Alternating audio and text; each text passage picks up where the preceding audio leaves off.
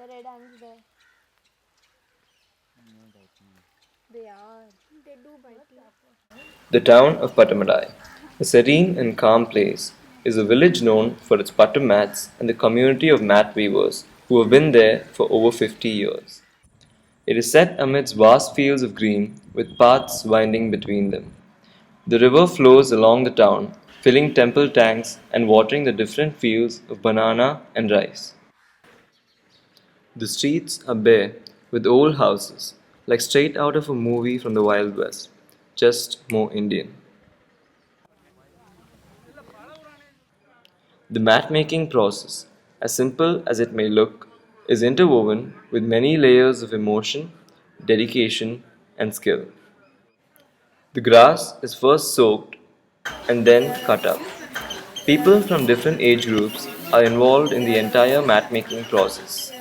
For example, the lady here is too old to make mats as it strains her back, so she just cuts grass instead, thus, still remaining a part of a craft she always loved doing and also earning a meager amount to support herself. The finely cut grass is then dried in the sun. For the dyeing process, chemical dyes are used. Kerosene and firewood are unnoticed expenses in this process. Money is a big issue as the workers only get paid rupees 60 a day and the full amount once the mat is finished. It takes a whole day to set up the loom, as each string needs to be threaded to the spaces in the loom and then tied to a beam. The demand for Pattupais is very high, but the process of making it is slow.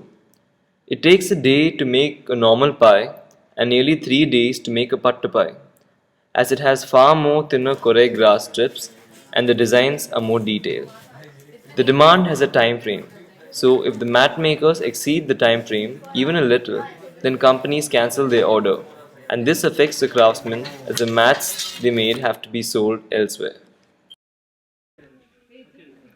Pattamadai has made mats for almost 50 years, and the skill has been passed down from generation to generation, from the elders to the children. The tradition of gifting newlyweds with the Pattupai has been going on for a long time. The Pattupai is a symbol of prosperity and good fortune. The making of the mat is a very complicated and intricate process. The strings need to be counted and then the shuttle put across for each different design.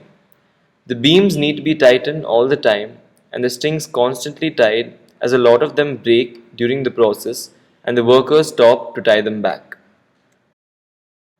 Most of them experience back pains as they have to sit without any backrest all day.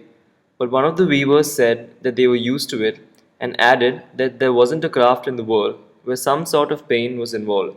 They just had to live with it for the sake of their craft.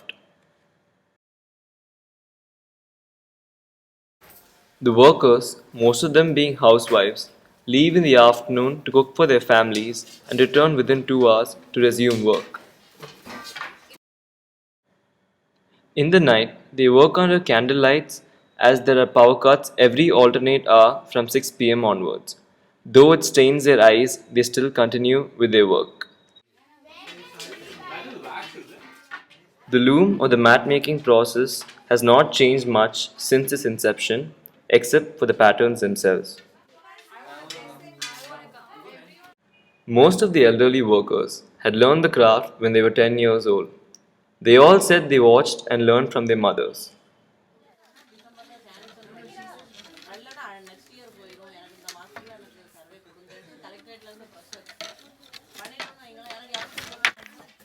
Once the mat is finished, it needs to be beaten into place to make the grass compact before untying it in order to prevent the mat from unraveling. Every time a mat is finished, the strings need to be cut and the loom taken down for a new mat to be made. Some mats have written words woven into them, but only a handful of weavers who have studied the craft know how to weave words.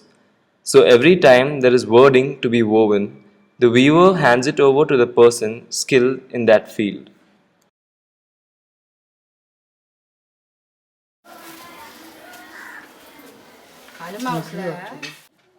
The grass sticking out is then cut up neatly. The mat is polished to smoothen down the grass and give it a flat, shiny look. An ordinary smooth stone is used to polish the mat. Cloth is stitched onto the sides of the mat later to secure the bonds between the fibers.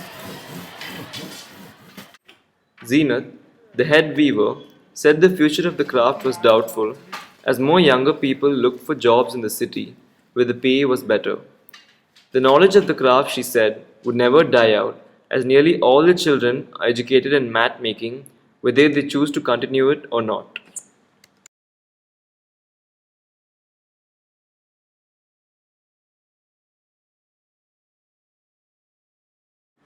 The mat weavers of Pattamadai have held on through long hours of blackouts, low wages, hot temperatures, and even physical ailments of sorts, but they unanimously agreed that their love for the craft would never die out.